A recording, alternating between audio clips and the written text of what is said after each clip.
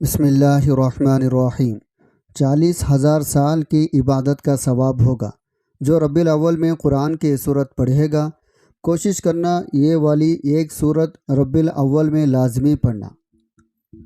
ربیع الاول اسلامی تاریخ کا وہ مبارک مہینہ ہے جس میں کائنات کا سب سے حسین، سب سے برگزیدہ اور سب سے محبوب ترین واقعہ پیش آیا، اور وہ ہے رحمت عالم صلی اللہ علیہ وسلم کی ولادت باسعادت۔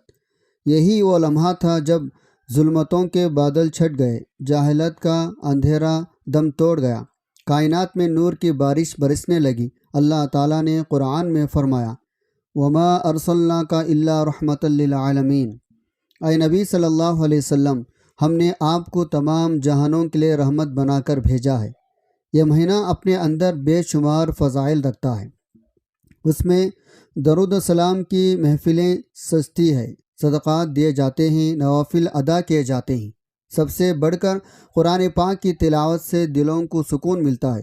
قرآن وہ عظیم کتاب ہے جس کے ایک ایک حرف پر 10 نیکیاں عطا کی جاتی ہے۔ نبی کریم صلی اللہ علیہ وسلم نے فرمایا، جو شخص قرآن مجید کا ایک حرف پڑھے اس کے لیے ایک نیکی ہے، اور ایک نیکی 10 گنا بڑھا دی جاتی ہے۔ میں نہیں کہتا کہ الف لام ایک حرف ہے، بلکہ الف ایک حرف ہے، لام ایک حرف ہے، میم ایک حرف ہے۔ ذرا سوچے، اگر ایک حرف کے یہ فضیلت ہے تو ایک پوری سورت کی تلاوت کا کیا مقام ہوگا، خصوصاً جب وہ سورت ربیع الاول کے مبارک مہینے میں پڑھی جائے، اس پر 40,000 سال کی عبادت کا ثواب لکھ دیا جائے۔ یہ اللہ کی رحمت کا کرشمہ ہے، وہ تھوڑی عمل پر بہت بڑا اجر عطا فرماتا ہے۔ یہ مہینہ صرف جشن ولادت کے لیے نہیں، بلکہ اپنے اصلاح کا، نیکیوں کی رغبت کا، اللہ سے تعلق مضبوط کرنے کا بہترین موقع ہے۔ صحابہ اکرام ہمیشہ اس ماہ میں خیرات کیا کرتے، قرآن کی تلاوت زیادہ کرتے، نبی صلی اللہ علیہ وسلم پر کثرت سے درود سلام بھیجتے۔ حضرت انس رضی اللہ عنہ فرماتے ہیں، جس نے مجھ پر ایک بار درود پڑھا، اللہ تعالیٰ اس پر 10 رحمتیں نازل فرماتا ہے، اس کے 10 گناہ معاف کرتا ہے، اس کے 10 درجے بلند فرماتا ہے۔ ربیع الاول کے دنوں میں قرآن کی ایک مخصوص سورت کی تلاوت کی خاص فضیلت بیان کی گئی ہے۔ جو شخص اسے اس مہینے میں پڑھے گا، اللہ تعالیٰ اسے 40,000 سال کی عبادت کا ثواب عطا فرمائے گا۔ یہ بات اس بات کی دلیل ہے، اللہ کے ہاں نیت اور اخلاص کے ساتھ قرآن پڑھنا محض زبانی عمل نہیں، بلکہ یہ ایک روحانی کنیکشن ہے جس کے ذریعے بندہ اللہ کے قریب ہو جاتا ہے۔ مفسرین بزرگان دین نے ذکر کیا ہے، سورۃ الاخلاص وہ سورت ہے جس کی تلاوت کا اجر ناقابل بیان ہے۔ سورۃ الاخلاص کے بارے میں حدیث رسول اللہ صلی اللہ علیہ وسلم نے فرمایا، جو شخص سورۃ الاخلاص ایک بار پڑھے گویا اس نے قرآن کا 1/3 پڑھا۔ مسلم شریف۔ جو اسے 10 بار پڑھے گا، اللہ تعالیٰ اس کے لیے جنت میں ایک محل بنا دے گا۔ اب غور کیجئے، ایک سورت کو پڑھنے پر اتنا بڑا اجر، اور اگر یہ عمل ربیع الاول کے بابرکت دنوں میں کیا جائے تو ثواب میں کئی گنا اضافہ ہو جاتا ہے۔ قرآن مجید میں ارشاد ہے، جس کا ترجمہ، یقیناً یہ قرآن ایسے راستے کی طرف رہنمائی کرتا ہے جو سب سے سیدھا ہے۔ حضرت عبداللہ بن مسعود رضی اللہ عنہ سے روایت ہے، نبی صلی اللہ علیہ وسلم نے فرمایا، جو شخص قرآن کی ایک سورت پڑھتا ہے، اللہ اس کے لیے آسمان میں ایک نور پیدا کرتا ہے جو زمین تک چمکتا ہے۔ ایک اور حدیث میں آتا ہے، قرآن کو پڑھا کرو کیونکہ یہ قیامت کے دن اپنے پڑھنے والوں کے حق میں سفارش کرے گا۔ یہ تمام احادیث اس بات کی دلیل ہے، قرآن محض تلاوت کی کتاب نہیں بلکہ ایمان کی زندگی ہے۔ قرآن کریم کی تلاوت باعث برکت و ثواب ہے۔ نبی کریم صلی اللہ علیہ وسلم نے قرآن حکیم کی بعض صورتوں کے بڑے فضائل بیان فرمائے ہیں، جن کے پڑھنے سے جہاں دنیاوی اخروی فوائد حاصل ہوتے ہیں، وہاں روز مرہ زندگی کے امور میں برکت ہوتی ہے۔ ان فضائل کی ایک دوسری حکمت یہ بھی ہے، ان میں روز مرہ زندگی گزارنے کا طریقہ سلیقہ بھی بتایا گیا ہے۔ انہی صورتوں میں قرآن حکیم کی آخری پارے میں موجود ایک مختصر انتہائی آسان سورہ مبارکہ سورۃ الاخلاص ہے۔ سورۃ الاخلاص بڑی فضیلت کی حامل ہے۔ اسے نبی کریم صلی اللہ علیہ وسلم نے ثلث القرآن یعنی ایک تہائی قرآن قرار دیا ہے۔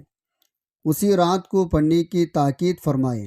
بعض صحابہ ہر رکعت میں دیگر صورتوں کے ساتھ سورہ اخلاص ضرور پڑھتے تھے، جس پر نبی کریم صلی اللہ علیہ وسلم نے انہیں فرمایا، تمہارے اس کے ساتھ محبت تمہیں جنت میں داخل کرے گی۔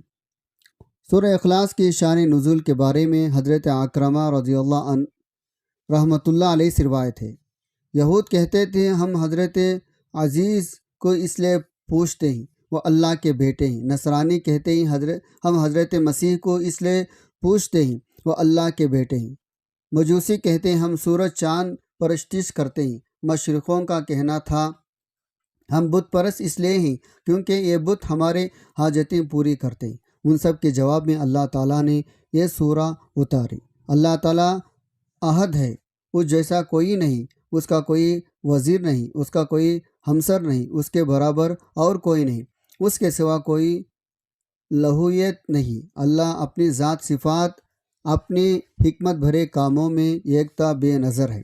وہ صمد ہے یعنی ساری مخلوق اس کی محتاج ہے اور وہ کسی کا محتاج نہیں۔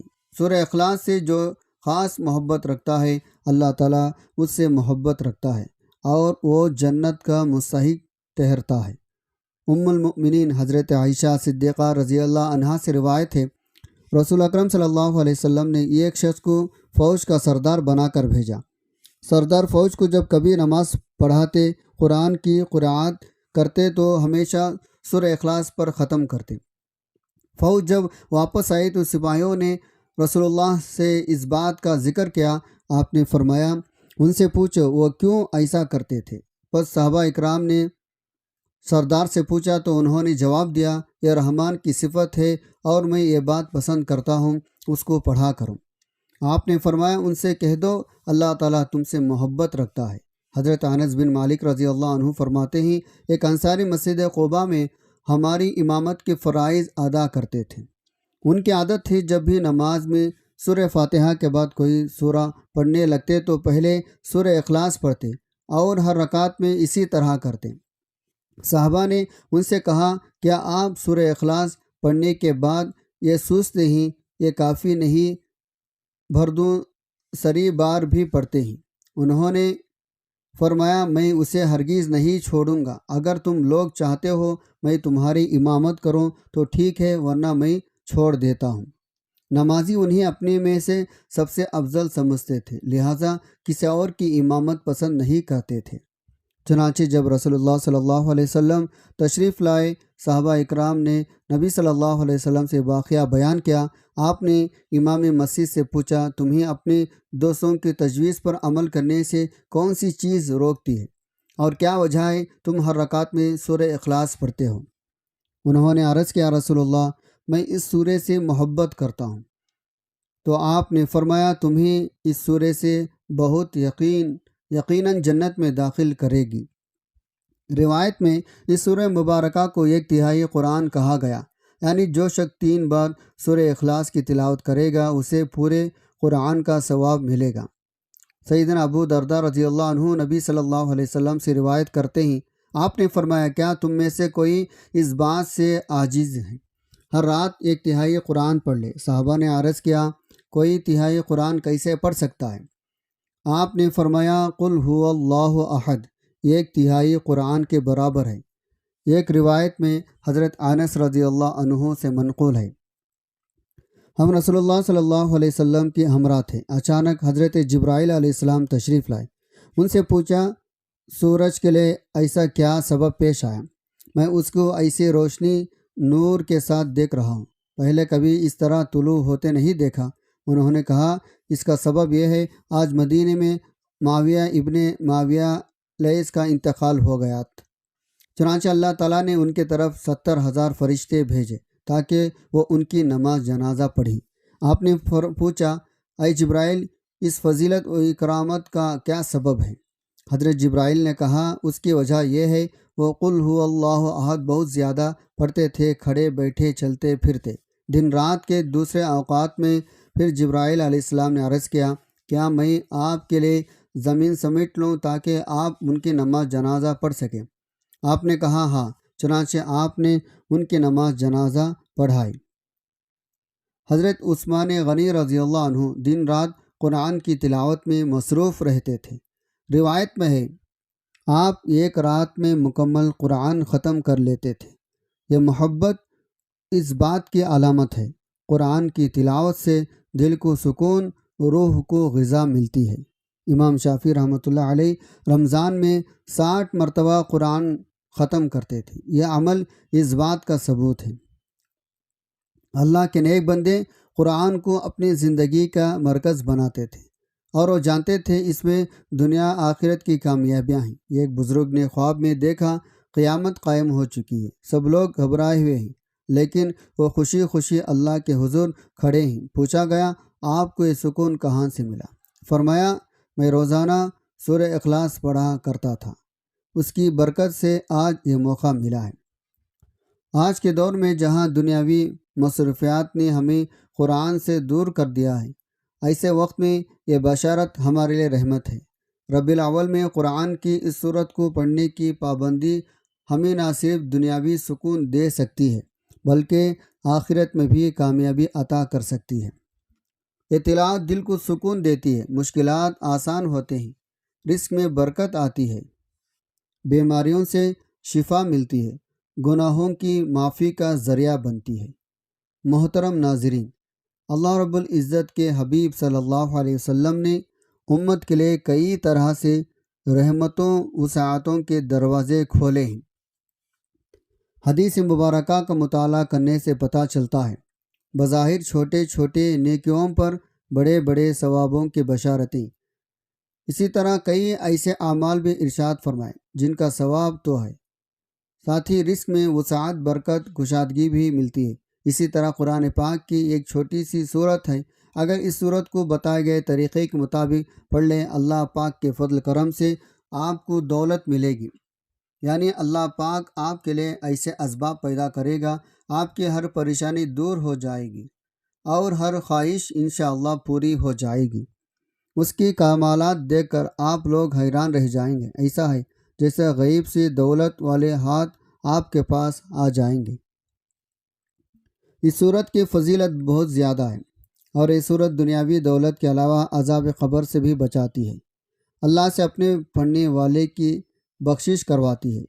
اسی کے سامنے گڑ گڑانے والے کے ساتھ اللہ کافی ہے، وہی دہر کو عمل نصیب فرماتا ہے۔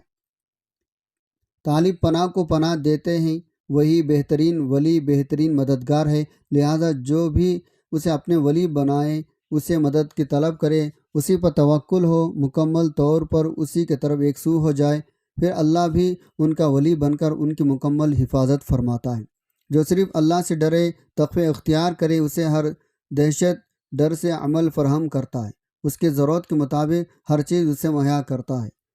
اللہ پاک جب انسان پر کرم کرتا ہے، انسان کی عقل دنگ رہ جاتی ہے۔ معجزے کرنے والی ذات صرف اللہ کی ہے، بس ہمیں چاہیے ہم ہر نعمت پر شکر ادا کریں۔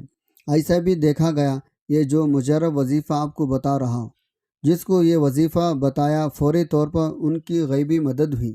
مجرب وظیفہ رزق دولت کے لیے جو آج آپ کو ویڈیو میں بتایا جا رہا، یقیناً مانے اس وظیفے کو پڑھنے والا کبھی ایسا نہیں ہوا اس کی زندگی میں فوری طور پر پیسہ نہ آیا ہو، فوری طور پر اس کی رزق نہ ملا۔ اللہ کی ذات پر یقین رکھتے ہوئے آپ نے یہ وظیفہ پڑھنا ہے۔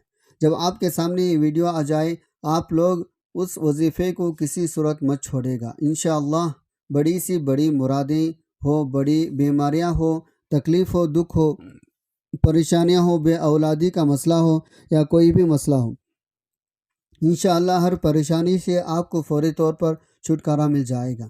اگر قرض دار پریشان کر رہے ہیں تو اس کے لیے بھی یہ وظیفہ آپ لوگ ربیع الاول میں کر لیجئے۔ بے حد آسان سا ہے، اپنے حاجتوں کو، اپنی پریشانیوں کو جو آپ کے مسائل ہیں ان کی نیت کیجیے گا، دل میں یہ نیت رکھے گا میں فلاں مقصد کے لیے، فلاں حاجت کے لیے یہ وظیفہ پڑھ رہا ہوں، میری یہ حاجت پوری ہو جائے، پھر آپ لوگ یہ وظیفہ کر لیجیے گا۔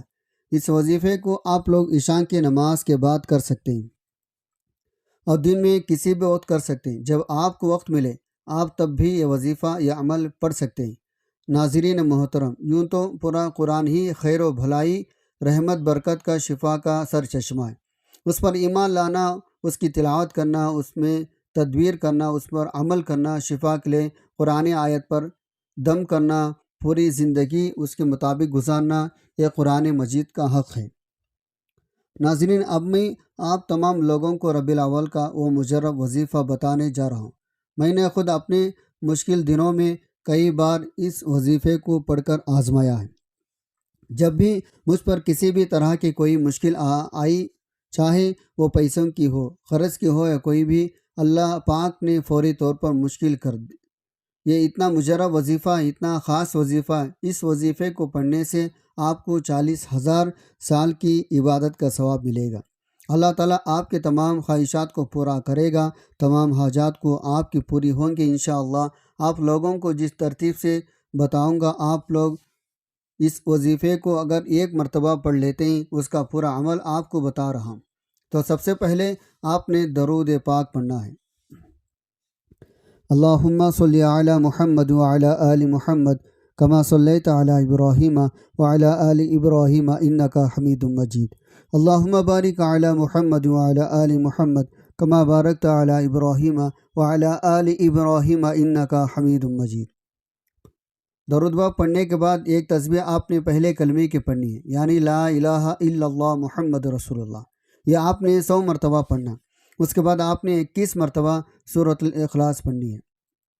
بسم اللہ الرحمن الرحیم، قل هو اللہ احد اللہ الصمد لم یلد ولم یولد ولم یکن لہ کفوا احد۔ 21 مرتبہ سورہ اخلاص پڑھنے کے بعد 7 مرتبہ آپ نے سورۃ الفاتحہ پڑھنی ہے۔ بسم اللہ الرحمن الرحیم، الحمد للہ رب العالمین، الرحمن الرحیم، مالک یوم الدین، ایاک نعبد و ایاک نستعین، اہدنا الصراط المستقیم، صراط الذین انعمت علیہم غیر المغضوب علیہم ولا الضالین، آمین۔ ناظرین، یہ وہ عمل ہے جس کو کرنے سے نہ صرف آپ کو عبادت کا ثواب ملے گا بلکہ آپ کے دل کی مرادیں بھی پوری ہوگی۔ آپ جو مانگیں گے انشاءاللہ اللہ پاک آپ کو ملے گا، اور آپ کے گھر میں انشاءاللہ اللہ پاک خیر اور برکتیں لائے گا۔ پورا سال آپ کا گھر اللہ پاک کی رحمتوں اور برکتوں میں گزارے گا انشاءاللہ۔ تو آپ اس عمل کو لازمی کریں، اسے شیئر کریں۔ تو اس وظیفے کو آپ نے خود بھی کرنا ہے اور اپنے دوست، احباب، بہن بھائیوں کے ساتھ شیئر کرنا ہے۔ ناظرین محترم، کئی دفعہ زندگی میں ایسے حالات آ جاتے ہیں، ایسے مرحل کہ انسان کہتا میں تھک چکا ہوں، حالات نہیں مجھے چاروں طرف سے گھیر لیا، تو میں کہتا ہوں کبھی بھی اللہ کے رحمت سے نا امید نہ ہو۔ اللہ پاک وہاں سے وسیلہ بناتا ہے جہاں سے انسان سوچتا بھی نہیں، اور ہمارے پاس چاہے کچھ ہے یا نہیں ہے، ہمارے کوئی اعمال ہیں یا نہیں ہے، لیکن ہمارے پاس جو سب سے بڑی طاقت ہے ناظرین، وہ دعاؤں کی ہے۔ دعاؤں کا رنگ نہیں ہوتا، مگر جب یہ دعائیں رنگ لاتی ہے زندگی میں، جو انسان بالکل مایوس ہو چکے ہوتے ہیں ان کی زندگی میں رنگ بھی بھر جاتے ہیں۔ انسان اپنی محبت میں خدا کی محبت کے علاوہ سب کچھ مانگتا ہے، اور عام طور پر مل جانے کی صورت میں انسان گمراہ ہونے کے خدشات سے دوچار رہتا ہے۔ نہ ملنے یا دل سے ملنے کی مصلحت کو سمجھنے جانے بغیر ہی مایوسی کا شکار ہو جاتا ہے۔ اپنی ضرورت کے نہیں بلکہ اس کے رتبے کے حساب سے مانگا جاتا ہے، اور رتبے کے جاننے کے لیے ہم ہرگز جد و جہد نہیں کرنے۔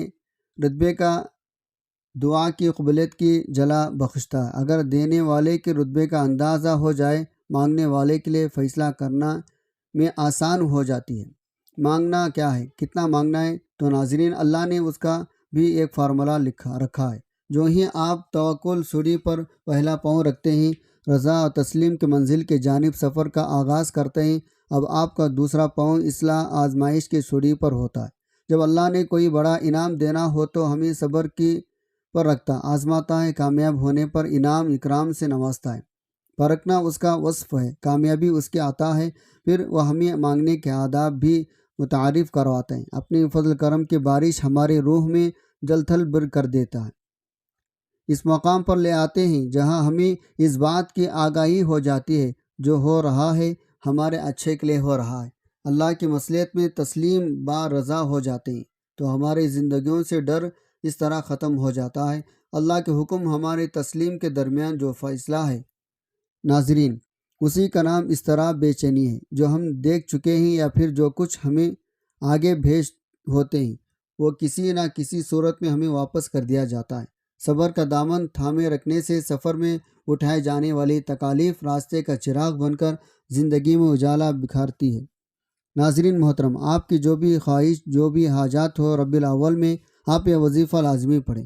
یہ صورت جو روزانہ یہ صورت پڑھتا ہے اللہ پاک اس کے جائز حاجات کو پورا کر دیتے ہیں، اس کی دعاؤں کو قبول فرما لیتے ہیں، اس کی زندگی سے پریشانی کو دور کر دیتے ہیں۔